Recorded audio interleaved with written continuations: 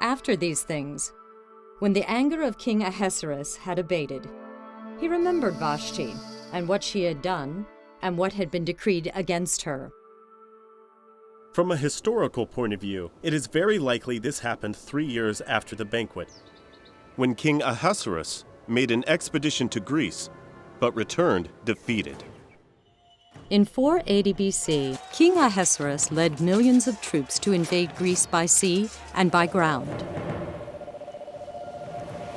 The ground force encountered strong resistance from the Spartans at Thermopylae Pass.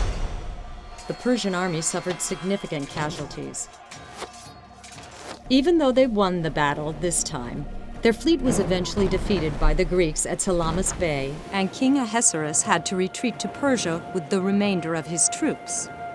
King Ahasuerus' Greek expedition ended without achieving its objective.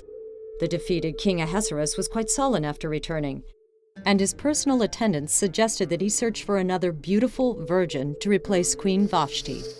So when the king's order and his edict were proclaimed, and when many young women were gathered in the citadel of Susa in the custody of Haggai, Esther also was taken into the king's palace and put in custody of Haggai, who had charge of the women.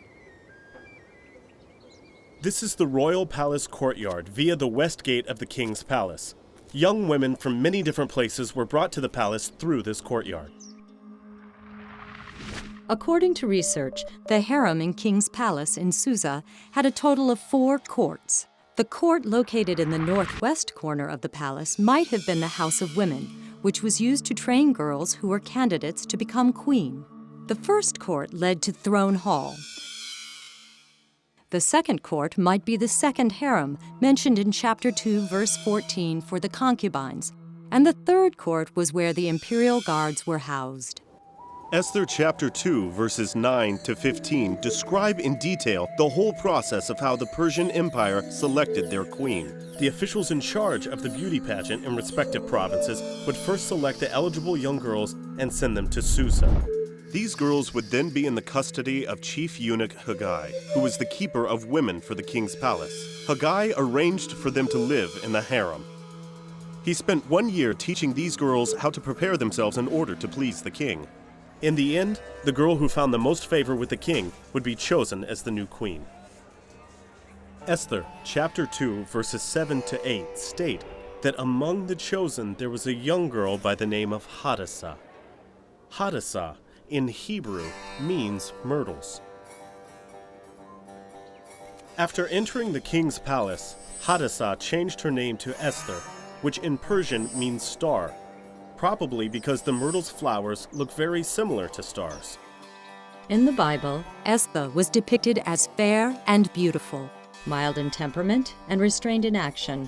She is described in Esther chapter 2, verse 15 like this. She asked for nothing except what Haggai, the king's eunuch, who had charge of the women, advised. Now Esther was admired by all who saw her.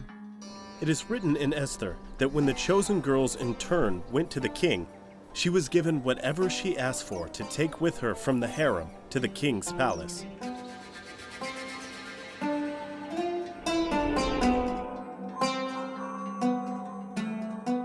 Whatever she asked for meant that she could ask for any clothing or jewelry as she wished. Obviously, many girls thought that this might be their last chance and took the opportunity to take as much as possible.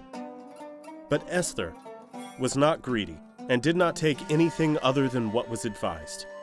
Here we can see that Esther was not only fair and beautiful on the outside, but she was surpassing the other girls in character as well. Esther was also humble and obedient. Her uncle Mordecai, who adopted her, directed her not to tell anyone about her being Jewish, and she obeyed. After a year's preparation, when Esther was taken to King Ahasuerus in his royal palace, in the 10th month, which is the month of Tebeth, in the 7th year of his reign, the king was so well pleased with Esther that he set the royal crown on her head and made her queen instead of Vashti. It is not a coincidence that the orphan Esther became an honorable queen of the mighty Persian Empire.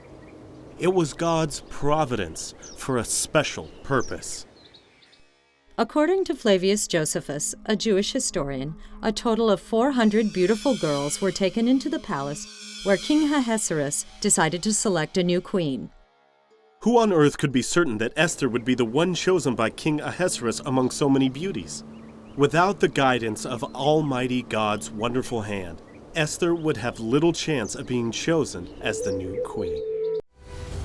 At Spring of Water International Ministries, we invite you to journey with us, giving seed to the sower and bread to the eater.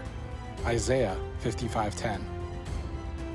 To find out more, follow Spring of Water International Ministries.